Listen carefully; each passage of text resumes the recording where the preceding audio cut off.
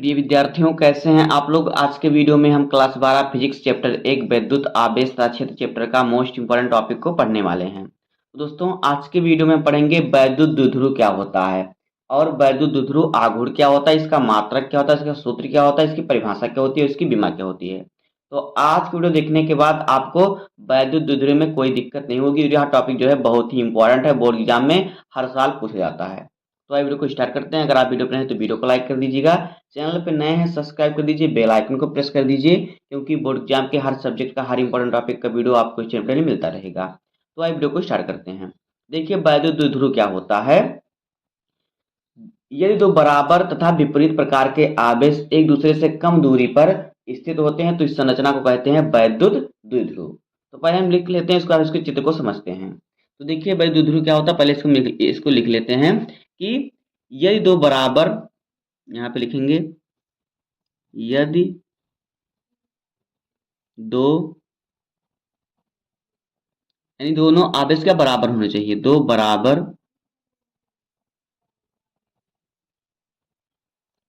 तथा विपरीत, बराबर था विपरीत, यानी बराबर हो लेकिन उन पे आवेश जो हो विपरीत आवेश हो, विपरीत आवेश एक दूसरे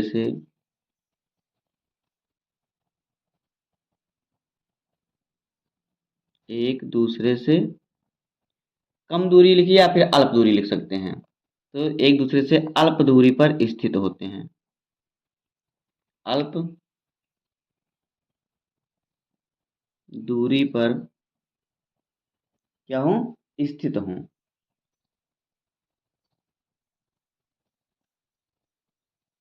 स्थित हों। तो इस संरचना को क्या कहते हैं, वैद्युत द्विध्रुव। तो इस संरचना को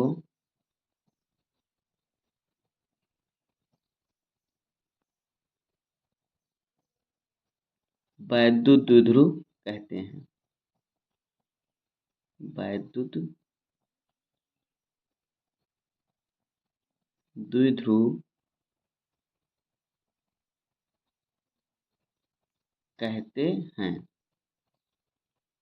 क्या है, देखिए यदि दो बराबर तथा विपरीत आवेश, यानी आवेश बराबर हो, उन पर जो आवेश हो वो विपरीत हो, मान दोनों का क्या बराबर है लेकिन आवेश विपरीत हो, तो क्या होगा, वो वैद्युत द्विध्रुव होगा। देखिए कैसे, पहले हम चित्र द्वारा से समझते हैं। देखिए मान लेते हैं कि इस प्रकार से हमारा जो है वैद्युत द्विध्रुव बना है। देखिए यहाँ पे हमारा एक ध्रुव इधर है, यहाँ पे, और एक ध्रुव यहाँ पे है। ये दोनों अल्पनिक कम दूरी पर होनी चाहिए। इस प्रकार से हमारा क्या है, द्विध्रुव बना है। इस पर देखिए हमारा मान लेते हैं कि इस पर हमारा आवेश है, एक पे माइनस आवेश है और एक पे प्लस आवेश है। इसको हम ए बिंदु मान लेते हैं, इसको बी बिंदु मान लेते हैं। तो देखिए जो वैद्युत ध्रुव होता है क्या होता है, इस पर विपरीत आवेश होते हैं और कम दूरी पर स्थित होते हैं। तो इस प्रकार से वैद्युत ध्रुव होता है। ये दो बराबर, देखिए दोनों बराबर हैं लेकिन इन पर आवेश जो है एक पे प्लस एक माइनस है, दोनों कम दूरी पर स्थित है, तो इस संरचना को कहते हैं वैद्युत द्विध्रुव। अगर यहाँ पे हम एक बिंदु ओ मान लेते हैं, देखिए इनके बीच की दूरी, देखिए यहाँ से यहाँ तक की दूरी एल हो जाएगी, यहाँ से यहाँ तक की दूरी एल हो जाएगी। इनकी देखिए, इनकी जो पूरी दूरी होती है इनके बीच की, वैद्युत द्विध्रुव के बीच की पूरी दूरी कितनी, 2l होती है।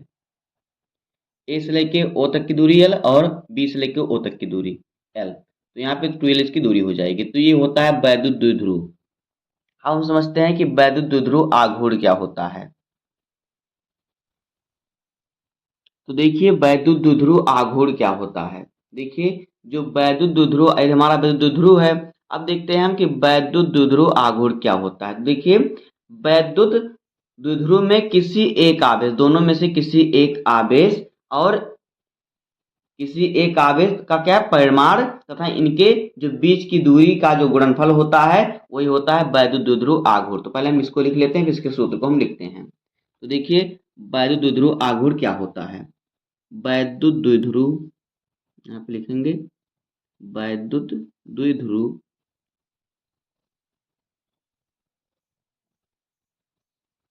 में किसी किसी एक आवेश का परिमाण, किसी एक आवेश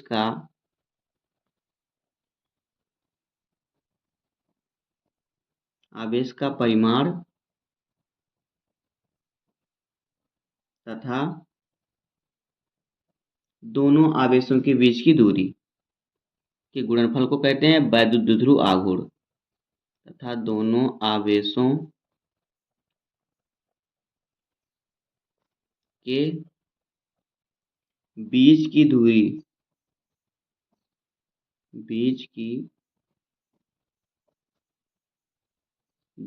के गुणनफल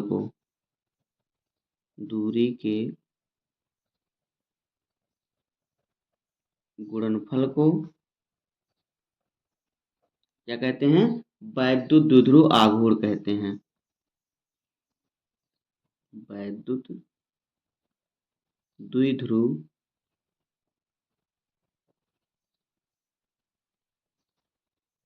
आघूर्ण कहते हैं।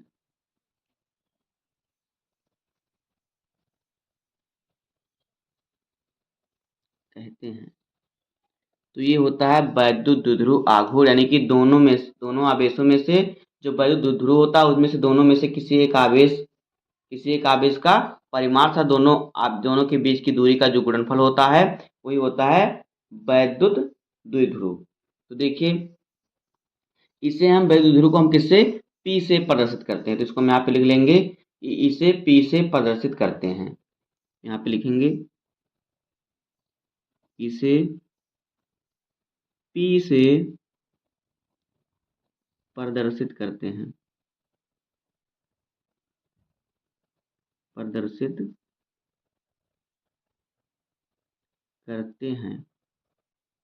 तो देखिए, इसका सूत्र क्या हो जाएगा? इसे हम P से प्रदर्शित करते हैं तो यहाँ पे P बराबर हमारा देखिए क्या हो जाएगा? कह रहा है कि दोनों आवेशों में से किसी एक आवेश का परिणाम, तो हम कोई एक आवेश लेते हैं Q हमारा है, और इनकी दूरी की गुणनफल के, तो दोनों के बीच की दूरी कितना है? 2L, क्योंकि A से O तक की दूरी L होती है और O से B तक की दूरी L होती है, तो इनके बीच की पूरी दूरी 2L है, तो गुणे में करेंगे 2L।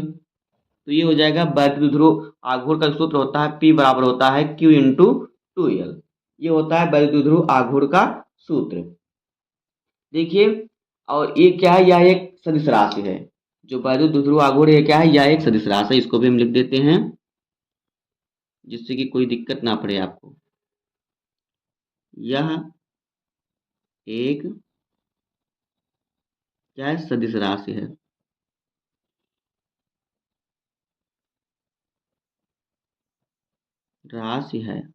अब देखिए, इसका मात्रक क्या होता है? इसका जो मात्रक होता है क्या होता है? यहाँ पे लिख लेते हैं। जो वैद्युत द्विध्रुव आघूर्ण का मात्रक होता है क्या होता है? ये होता है, देखिए, आवेश का जो है कूलाम और फिर लंबाई का होता है मीटर। तो क्या यहाँ पे क्या होता है? Coulomb metre. उसका मात्रक होता है कूलाम मीटर। ये होता है वैद्युत द्विध्रुव आघूर्ण का मात्रक। इसे हम देखिए इस प्रकार से भी लिख सकते हैं, कूलाम मीटर। अब देखिए, इसकी विमा क्या होती है? तो देखिए, जब इसकी हम विमा निकालेंगे तो क्या होगा? देखिए, जो कूलाम है, यहाँ पे लिख लेते हैं पहले विमा। देखिए, कूलाम का क्या है? कूलाम का जो सूत्र होता है क्या होता है? कूलाम क्या होता है? कूलाम बराबर होता है धारा गुणे समय। तो धारा को हम किससे प्रदर्शित करते हैं? एम्पियर से। और फिर समय को किससे करते हैं? प्रदर्शित टी से। तो यहाँ पे हो जाएगा AT। ये हो गया। उसके बाद क्या है? मीटर। तो मीटर को क्या है? लंबाई से। इसकी बहुत ही लंबाई मीटर की, तो इस प्रकार से यल हो जाएगा। अब हम इसको सही तरीके से लिखेंगे तो ये हो जाएगा LTA। तो जो LTA होती है, ये होती है वैद्युत द्विध्रुव आघूर्ण की विमा। इसकी दिशा देखिए कैसे होती है? वैद्युत द्विध्रुव आघूर्ण की दिशा देखिए किस प्रकार से होती है? तो देखिए, इसकी दिशा जो होती है वैद्युत द्विध्रुव की अक्ष के अनुदिश होती है, ऋणावेश से धनावेश की तरफ होती है। तो यहाँ पे लिखेंगे इसकी दिशा जो होती है,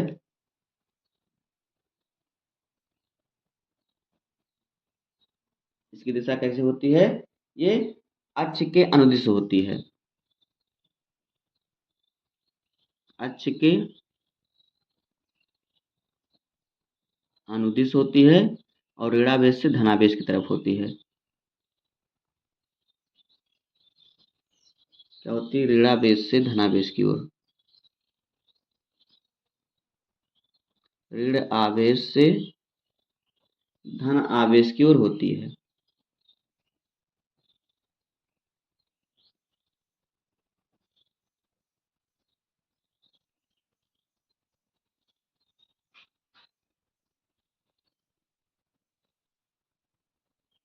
तो ये होती है इसकी विमा। तो बस दोस्तों, आज की इस वीडियो में इतना ही। उम्मीद करता हूँ आपको वीडियो पसंद आया होगा। अगर आपको वीडियो पसंद आए तो वीडियो को लाइक कर दीजिए। चैनल पे नए हैं सब्सक्राइब कर दीजिए, बेल आइकन को प्रेस कर दीजिए, क्योंकि बोर्ड एग्जाम के हर सब्जेक्ट का, हर इंपॉर्टेंट टॉपिक का वीडियो आपको इसी डेली मिलता रहेगा। तो मिलते हैं किसी नेक्स्ट वीडियो में, तब तक के लिए धन्यवाद। जय हिंद।